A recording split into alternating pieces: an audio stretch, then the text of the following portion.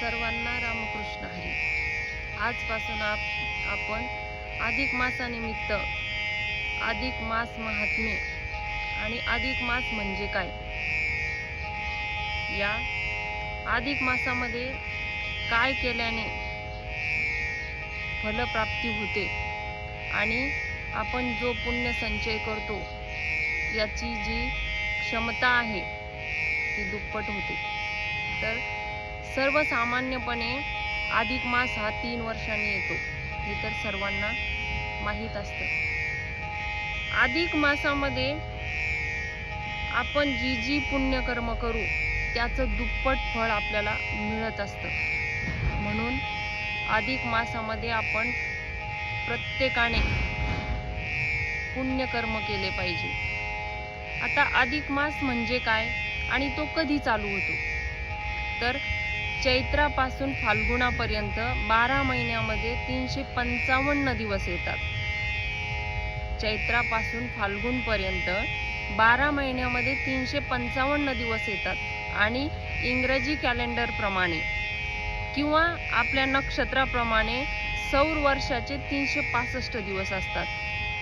आता या दोन्हींमधला फरक म्हणजे 10 दिवसाचा। तर 10 दिवस दर 3 वर्षांनी 30 दिवस होतात आणि ते 30 दिवस एकत्र करून तयार होतो आपला अधिक मास, ज्याला आपण मल मास सुद्धा म्हणतो आणि पुरुषोत्तम मास सुद्धा म्हणतो। काटेकोरपणे जर विचार केला तर दर 33 महिन्यांनी अधिक मास येत असतो। वर्षातील 12 राशींपैकी प्रत्येक महिन्यामध्ये सूर्य एक रास बदलत असतो। प्रत्येक राशीमध्ये सूर्य प्रवेश करत असतो आणि प्रत्येक राशीत सूर्य प्रवेश करतो त्याला आपण काय म्हणतो, मकर संक्रांत।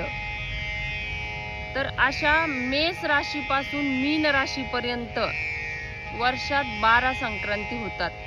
मग तुम्ही म्हणाल आपण तर एकच संक्रांत साजरी करतो, परंतु आपण एक जरी करत असतो तरी 12 महिन्यामध्ये 12 संक्रांती येत असतात। चैत्र महिन्यापासून फाल्गुन महिन्यापर्यंत 12 महिन्यामध्ये प्रत्येक महिन्यात एक संक्रांत येत असते आणि यामध्ये बदल होत असतो। असा 33 महिन्यांनी एक महिना येतो त्यात संक्रांत नसते आणि तो महिना म्हणजे हा आपला अधिक मास, मल मास किंवा पुरुषोत्तम मास। त्या बिन संक्रांतीच्या महिन्यालाच आपण अधिक महिन्याला पुढच्या महिन्याचे नाव म्हणजे भाद्रपद महिना असेल तर श्रावण महिन्यामध्ये अधिक भाद्रपद महिना येतो। अधिक महिना मोठ्या पर्वाप्रमाणे असतो।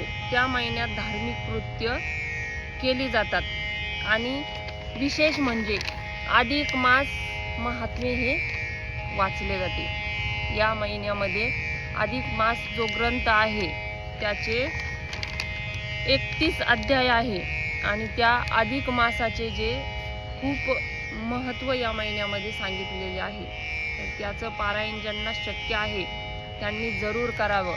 आणि हा ग्रंथ आहे तो अधिक मास महात्म्य।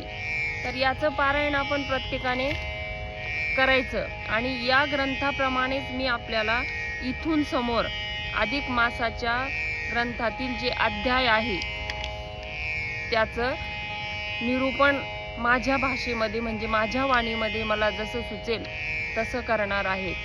तर दर दिवशी जे व्हिडिओ येणार आहेत त्या व्हिडिओला प्लीज लाईक, शेअर आणि सबस्क्राईब करायला विसरू नका, कारण अधिक मासाचं महत्त्व या व्हिडिओतून मी आपल्यासमोर सादर करणार आहे।